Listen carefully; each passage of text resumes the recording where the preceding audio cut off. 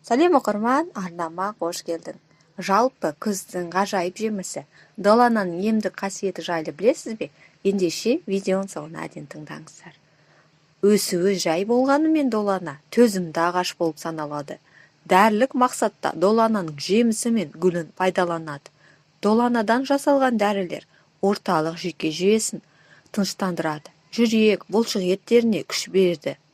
Жүрек пен мидағы қан айналымын жақсартады. Долана раушангүділер тұқымдасына жататын дәрілік өсімдік. Өсуі жай, бұтасы ұзын, төзімді ағаштың биіктігі 2-ден 8 метрге дейін жетеді. Жемістері дөңгелек пішіндес немесе аса ұзын емес болып келеді. Долананың барлық сұрыптары көктем мезгілінде гүл ашады. Мамыр айының соңында гүлдері шығып бастап, маусым айының ортасына қарай гүлдеп бітеді.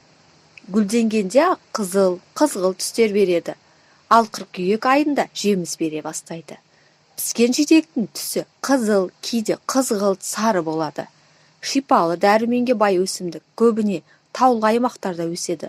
Атап айтсақ, Алматы облысы мен оңтүстік Қазақстан территориясының аралығында Алтай мен Тарбағай аймағында көптеп кездеседі.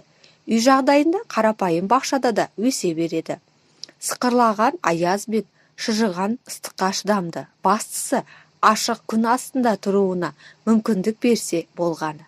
Сондай-ақ долананың жемісі қыста ағаш басында тұра береді. Әлемде оның елуге жуық түрі бар. Қазақстанда 10-ға тарта түрі өседі. Долананың қасиеті жайлы. Долана жабайы өсімдік болғанымен жемісі мен гүлін, піскен және кептірілген жемісі дәрілік мақсатта қолданылады. Хош иісті өсімдік көптеген дәрумендер мен химиялық элементтерге бай. Құрамында алкоидтер мен эфир майы, шайырлы заттар мен майлар, илік заттар бар. Зерттеулерге сәйкес оның құрамындағы каротин сәбіздің құрамындағы каротиннен де көп көрінеді. Доланадан жасалған шайды жүрекке, қан тамырлары ауруының алдын алу үшін ішеді. Сонымен қатар долананың экологияға қарсы күресе алатын қасиеті бар. Ол шаң мен газға өте төзімді.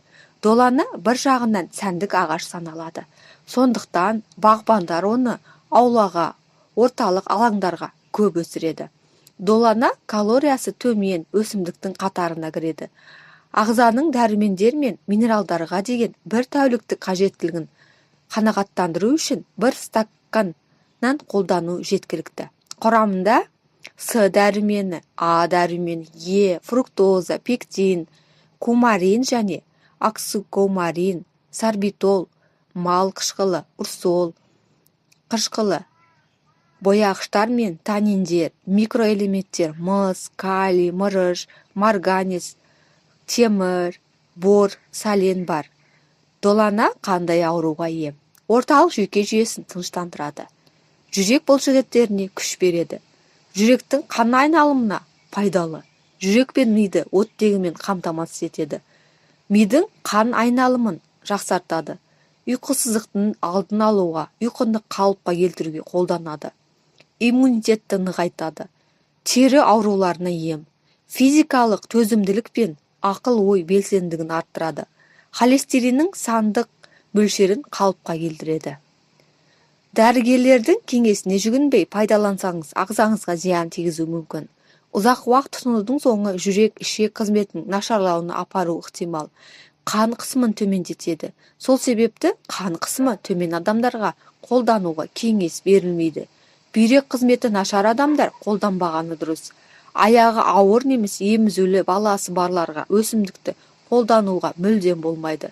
Мөлшерден тыс қолдансаңыз, асқазаныңыз жапа шегуі мүмкін. Долана пайдалы әрі зиянды жеміс ағашы. Құрамындағы витаминдер мен микроэлементтердің ағзаңызға барғанын қаласаңыз, белгіленген дозасымен қабылданғаныңыз абзал. Ағзаңызға қажетті күнделікті мөлшерін білу үшін дәрігерге барғаныңыз жөн. Ақ халаттылар организміміздің доланың қаншалықты талап ететінін анықтап береді. Денсаулық зор байлық екенін ұмытпағайсыз. Сіздермен болған Сәуле, назарларыңызға рахмет. Сіз долананы жалпы ұнатасыз ба?